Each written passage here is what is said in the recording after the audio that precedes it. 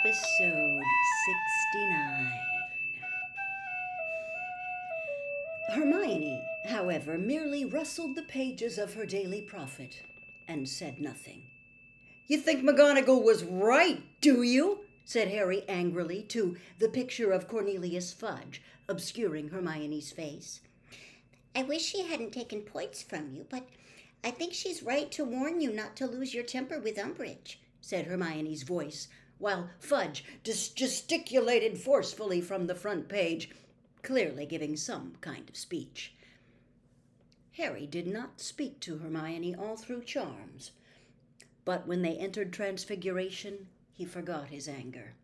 Professor Umbridge and her clipboard were sitting in a corner, and the sight of her drove the memory of breakfast right out of his head. "Excellent," whispered Ron as they sat down in their usual seats.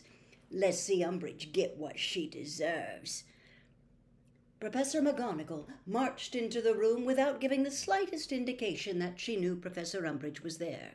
"That will do," she said, and silence fell immediately. "Mr. Finnegan, kindly come here and hand back the homework.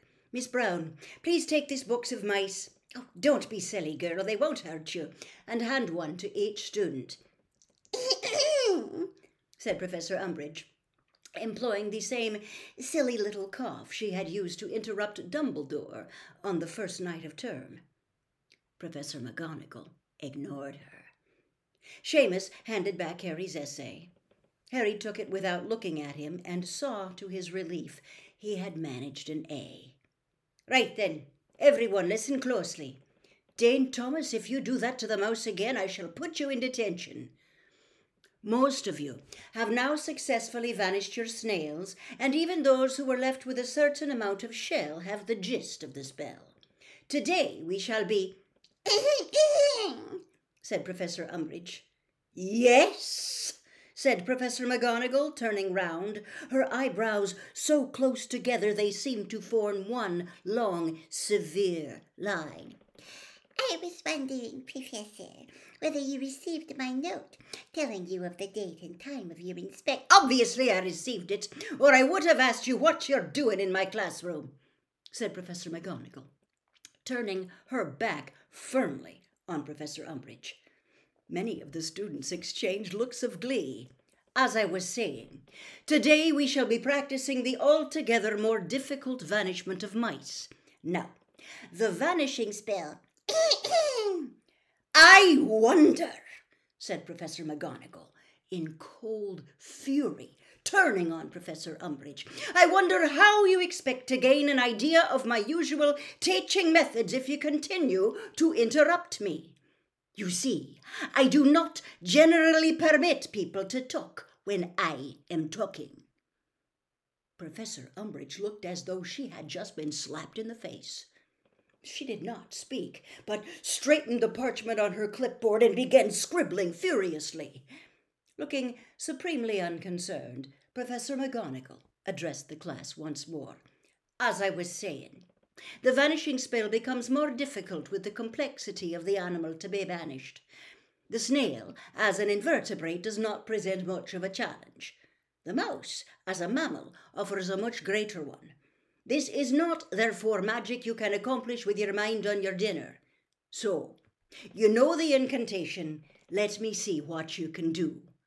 "How she can lecture me about not losing my temper with Umbridge," Harry said to Ron under his voice, but he was grinning. His anger with Professor McGonagall had quite evaporated.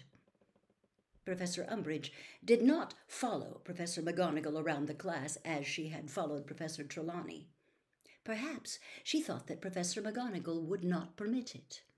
She did, however, take many more notes while she sat in her corner, and when Professor McGonagall finally told them all to pack away, rose with a grim expression on her face. "Well, it's a start," said Ron, holding up a long, wriggling mouse tail and dropping it back into the box Lavender was passing around. As they filed out of the classroom, Harry saw Professor Umbridge approach the teacher's desk. He nudged Ron, who nudged Hermione in turn, and the three of them deliberately fell back to eavesdrop. How long have you been teaching at Hogwarts? Professor Umbridge asked. 39 years this December, said Professor McGonagall brusquely, snapping her bag shut. Professor Umbridge made a note. Very well, she said. You will receive the results of your inspection in 10 days' time.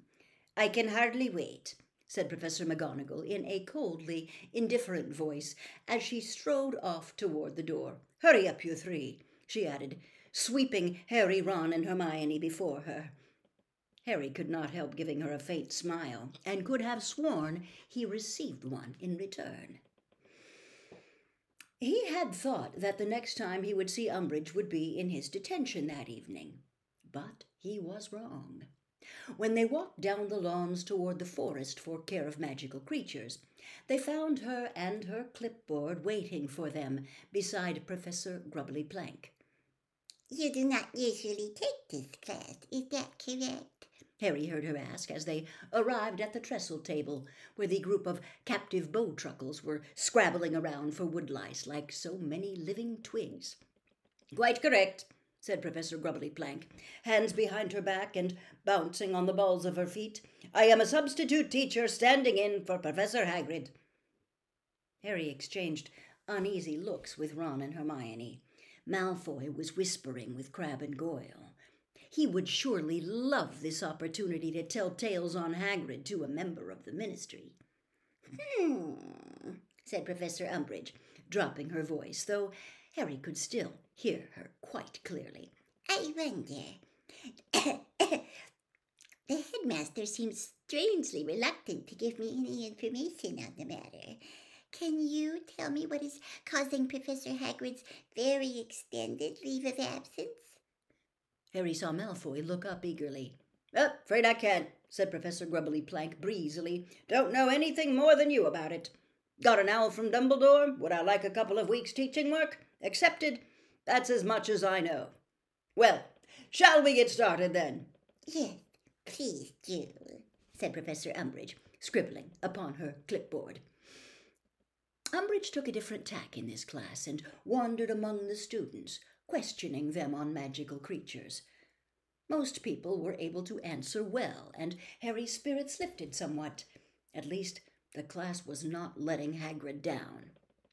Overall, said Professor Umbridge, returning to Professor Grubbly Plank's side after a lengthy interrogation of Dean Thomas. How do you, as a temporary member of staff, an objective outsider, I suppose you might say, how do you find Hogwarts? Do you feel you receive enough support from the school's management? Oh, yes, Dumbledore's excellent, said Professor Grubbly Plank heartily. No, I'm very happy with the way things are run. Very happy indeed. Looking politely incredulous, Umbridge made a tiny note on her clipboard and went on. And what are you planning to cover with this class this year? Assuming, of course, that Professor Hagrid does not return. Oh, I'll take them through the creatures that most often come up in Owl, said Professor Grubbly Plank. Not much left to do. They've studied unicorns and nifflers. I thought we'd cover Porlocks and Measles and make sure they recognize Krups and Gnarls, you know. Yeah, you seem to know what you're doing at any rate, said Professor Umbridge, making a very obvious tick on her clipboard. Harry did not like the emphasis she put on you, and liked it even less when she put her next question to Goyle. Now, I hear there have been injuries in this class. Goyle gave a stupid grin. Malfoy hastened to answer the question. That was me, he said. I was slashed by a hippogriff. A hippogriff? Said Professor Umbridge, now scribbling frantically. Only because he was too stupid to listen to what Hagrid told him to do, said Harry angrily. Both Ron and Hermione groaned. Professor Umbridge turned her head slowly in Harry's direction. Another night's detention, I think, she said softly. Yeah. Thank you very much, Professor Grubbly Plank. I think that's all I need here.